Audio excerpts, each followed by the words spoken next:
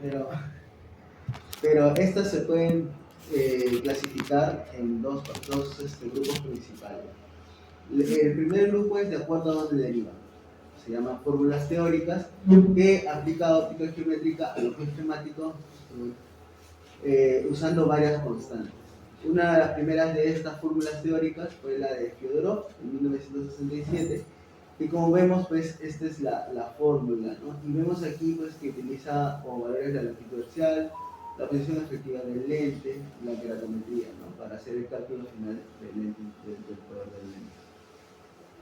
Luego se pueden dividir, se clasifican como análisis de fórmulas por análisis de regresión o empíricas como el SRK, que lo que hace esta fórmula está basada en un análisis estadístico. De acuerdo a este análisis hace una regresión utilizando resultados postquirúrgicos reales en función de las variables del poder corneal y de la longitud axial. Podemos aquí, la primera fórmula de SRK es la que está aquí arriba, que era pues, la constante A menos 0.9 de la keratometría menos 2.5 de la longitud axial. Sin embargo, esta fórmula se vio que estaba limitada, era buena en ojos convencionales, pero en ojos extremos pues era bastante limitada. Luego viene la SRK2 que agrega una constante en función de la longitud axial para poder justamente disminuir esta limitante que tenía la primera fórmula. Y la otra forma de clasificar los lentes las fórmulas es de acuerdo a su evolución por generaciones, primera, segunda, tercera y cuarta generación, que vamos a ver más adelante, y pues cada una se divide, primero por el momento en que fueron introducidas, y segundo por la definición que toman en base a la posición efectiva del lente. ¿La A qué era? Disculpa. La constante A. ¿Y la C? La C es una constante adicional que le agrega. El paciente que quiere ir al baño. ¿Qué pasa? Vengo.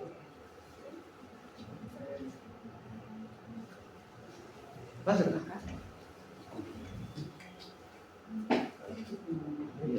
Entonces, como vemos, pues aquí en la fórmula SRK, pues vemos que se están utilizando pues la constante A, la keratometría, la longitud axial. En la fórmula de abajo, que es la de Fyodorov, se usa la posición efectiva del lente, la longitud axial, la keratometría. Entonces, como indiqué, de acá es bastante importante los datos biométricos y tener datos biométricos exactos, porque de eso va a depender que tengamos un cálculo exacto, ¿no? Entonces, primero es importante la medición de la longitud axial. Esta medición se puede hacer por biometría ultrasónica, que puede ser de contacto o de inmersión. La de contacto tiene la limitación de que por su naturaleza pues tenemos bastante riesgo de hacer compresión corneal y tener una longitud axial menor a la real.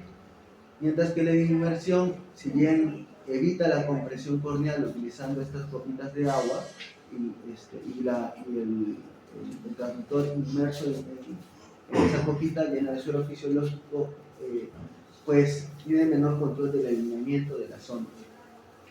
Y finalmente vienen los biómetros ópticos, que son, pues, como vemos, el IOL Master, el Lenstar, o los últimos que son los topógrafos, que están basados en el principio de Sheffield, que pues no son de contacto, tienen mayor precisión, pero una de las limitaciones es que son un poco limitados en cataratas muy densas, aunque ahora con el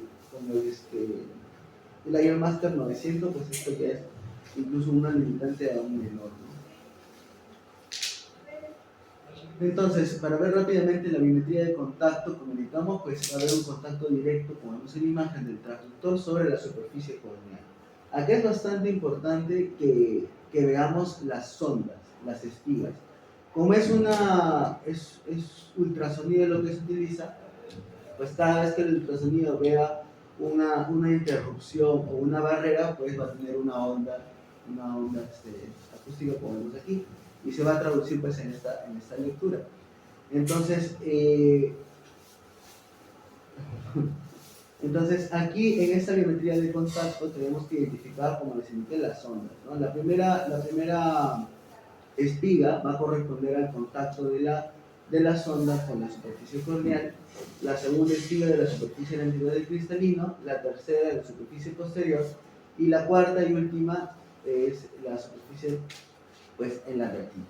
Entonces, eso es importante porque a veces tenemos un reporte de una biometría ultrasónica y eso nos puede ayudar a diferenciar si se ha realizado de contacto o de inmersión.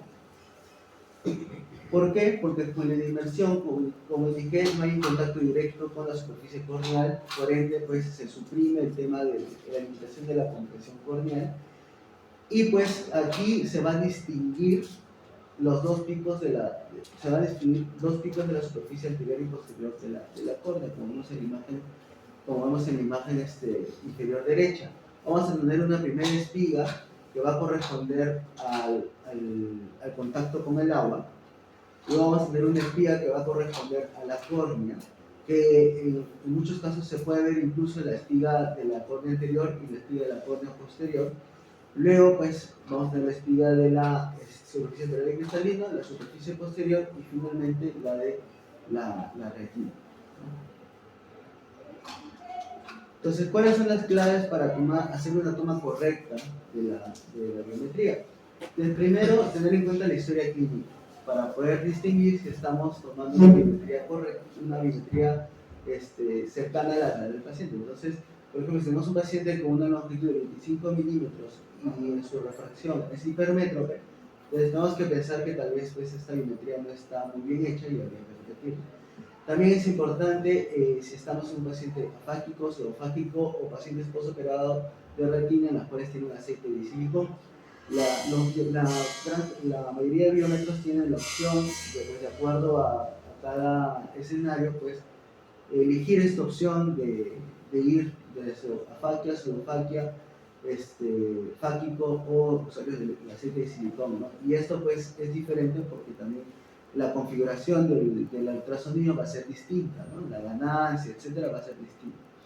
La posición del explorador también es bastante importante, no solo porque la sonda tiene que estar bien alineada hacia la fobia, sino que el examinador tiene que estar ubicado de una manera que pueda estar viendo directamente la pantalla y valorar los ecos que se están produciendo en ese momento. La fijación foveal también es importante, pedir al paciente que fije un objeto lejano o el transductor y también modificar la ganancia. La ganancia es un arma de doble filo, porque a mayor ganancia vamos a tener mayor sensibilidad, pero al tener mayor sensibilidad también vamos a tener menor resolución. Entonces, si nosotros abusamos de esto, sí vamos a tener mayor sensibilidad, porque en cataratas muy densas va a pasar la sonda, pero al no tener una buena resolución, pues la sonda vamos a estar sujetos a que puedan haber confusión en la asignación de los ecos por el bioma. Entonces, por eso es bastante importante esto. Si tenemos una catarata muy densa, utilizar lo mínimo necesario de aumento de ganancia, ¿no? Para no tener este factor de confusión. Ahora, como indicamos, la asignación correcta de los marcadores también es importante, ¿no? El biómetro asigna un marcador para cada intensidad de eco que vamos a ver. Vemos aquí pues, el eco de la superficie anterior cristalina, de la superficie posterior y de la retina. Y de acuerdo a eso, pues hace una estimación de la longitud axial o de los parámetros que están midiendo.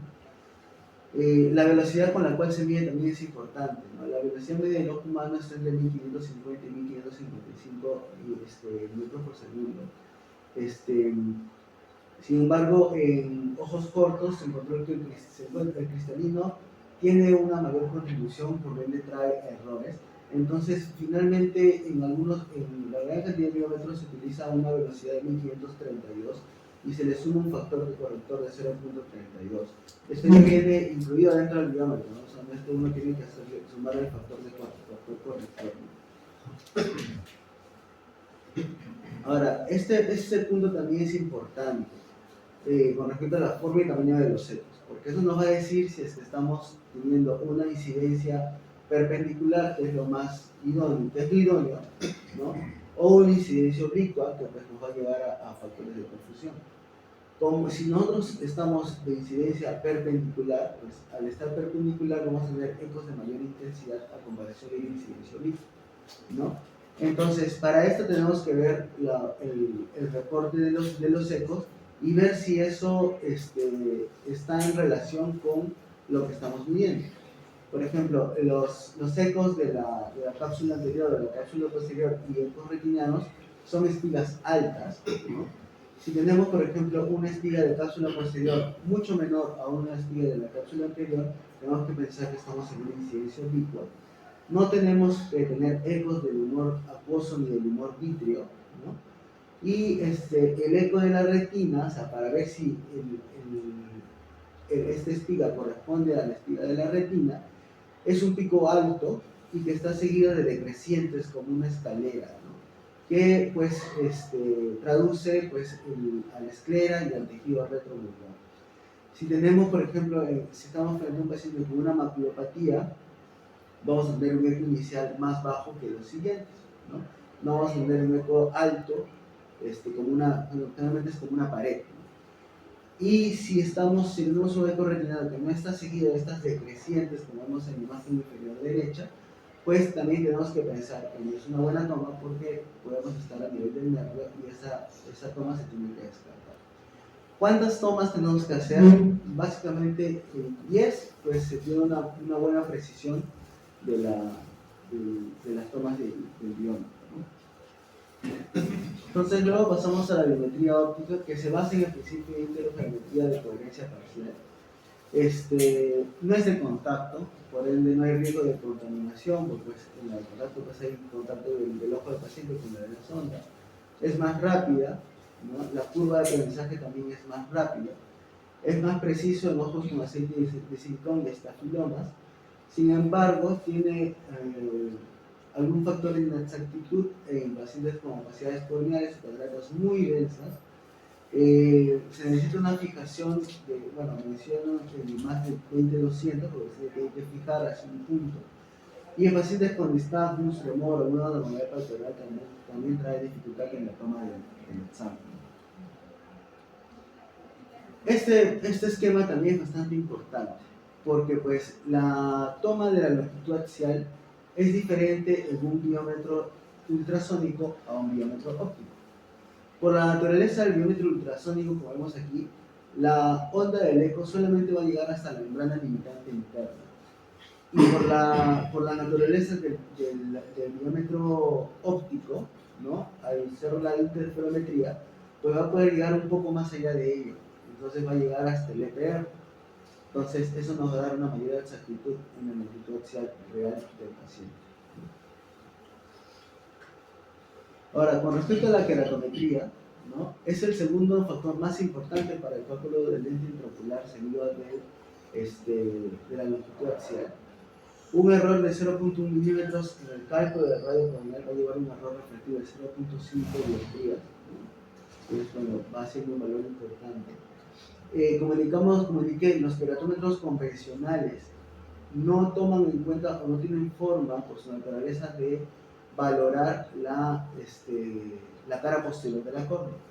Pero con la introducción de de los topógrafos que están basados en el estudio de Schoenfeld, que vimos la vez pasada, con el Betacam, el Galilei, estos sí permiten valorar la cara posterior de la córnea y son bastante útiles, sobre todo en casos especiales del cálculo de lente, como en pacientes posoperados de cirugía refractiva.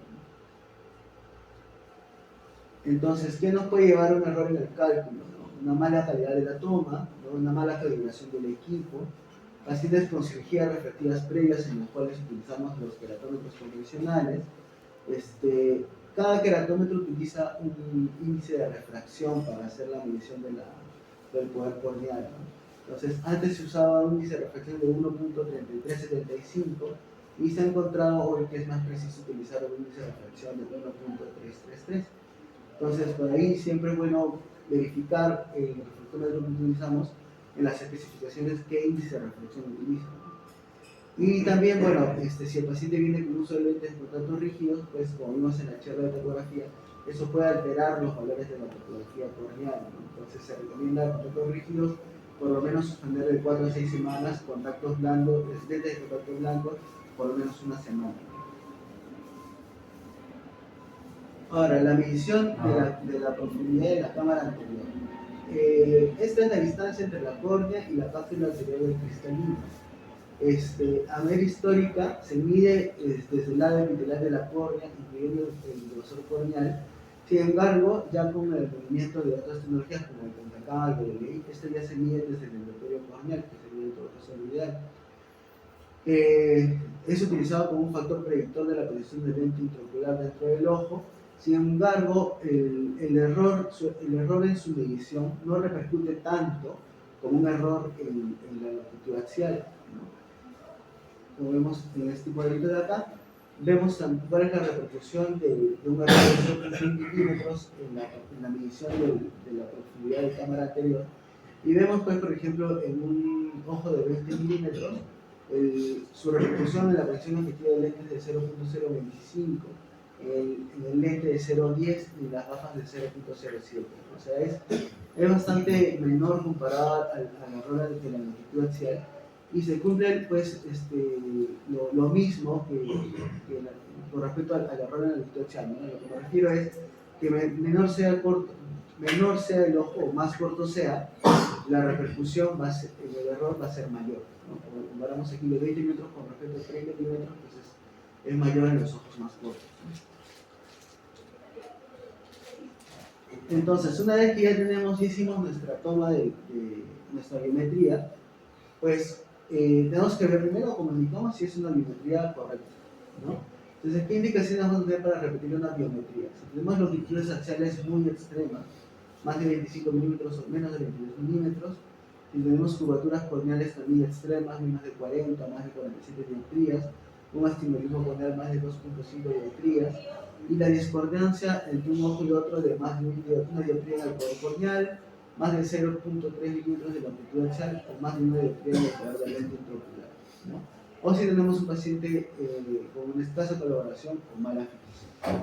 Con una cobertura corneal menor de 40 o más de 47, o sea, mi siguiente paso daría repetir la biometría o mandar una topografía. Topografía. Ahora, vamos a pasar a las fórmulas del cálculo de lente intraocular. Entonces, como indiqué, estas se pueden dividir como fórmulas teóricas, fórmulas empíricas y de acuerdo a la generación. La primera generación de estas fórmulas asumían la posición efectiva del lente como una constante de 4 milímetros en todos los casos, ¿no? Una de las primeras aquí fue Fyodorov en 1967, Hofer en 74, y SRK, que viene del nombre de Sanders, Reslav y Graf, que estaba basada en la longitud axial y la teratometría, que vemos en la fórmula de abajo. Las fórmulas de segunda generación ya toman la posición efectiva del lente en función de una variable de la biometría, que en este caso sería la longitud axial. Es efectiva, era efectiva, porque la primera y la segunda ya están en desuso, ya no se usan. Eran efectivas en ojos regulares, pero poco precisos en ojos pequeños o grandes, ¿no? Binkhorst en 1981 fue el primero en introducir este concepto, luego vino Hofe, y pues como vimos al SRK se le agrega la constante C, y pues la constante A se pone en función de la longitud axial, ¿no? Por eso es que ya viene a ser una fórmula de segunda generación.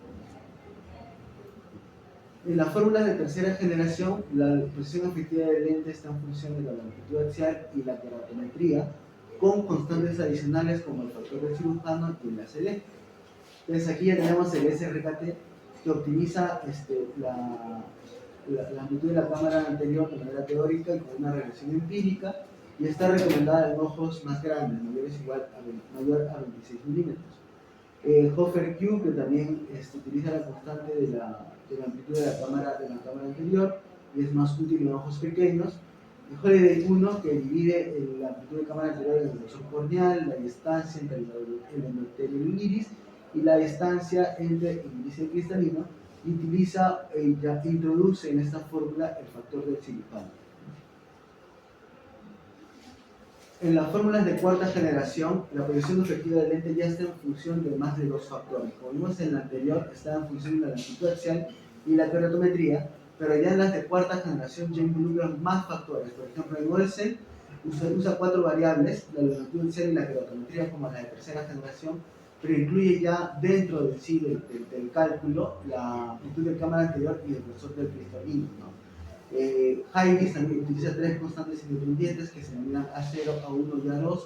Holiday Holiday 2, por ejemplo, utiliza 7 variables, que son la longitud axial, la keratometría, la profundidad de cámara anterior, el white to white, el grosor de cristalino, la refracción quirúrgica y la edad del paciente.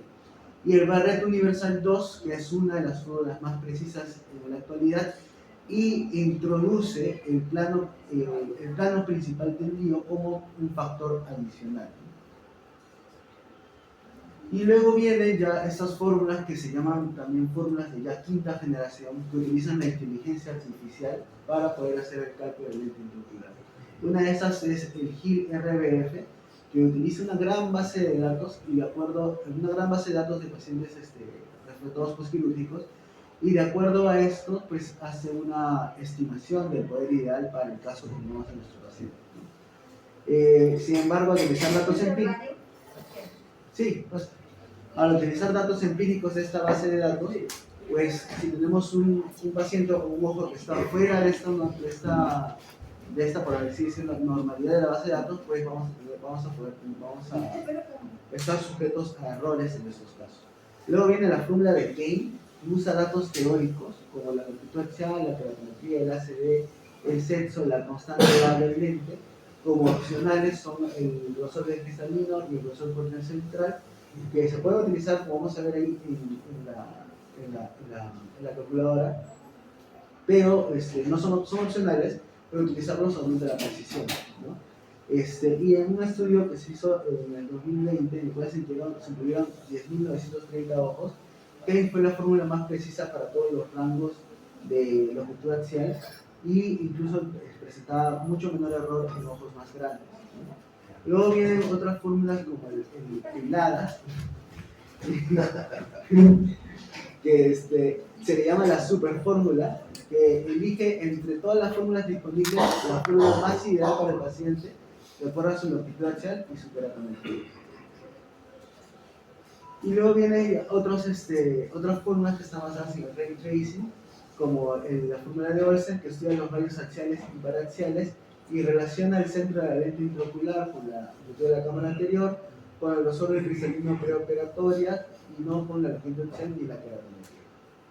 Entonces, vamos a ver que en línea hay diferentes fórmulas. Por ejemplo, tenemos la fórmula de Panacea, que también corresponde a una de quinta generación, que está basada en inteligencia artificial, y la fórmula del Kane, que la podemos encontrar también de manera online, y nos permite pues utilizarla libremente y hacer el cálculo de la lente intraocular.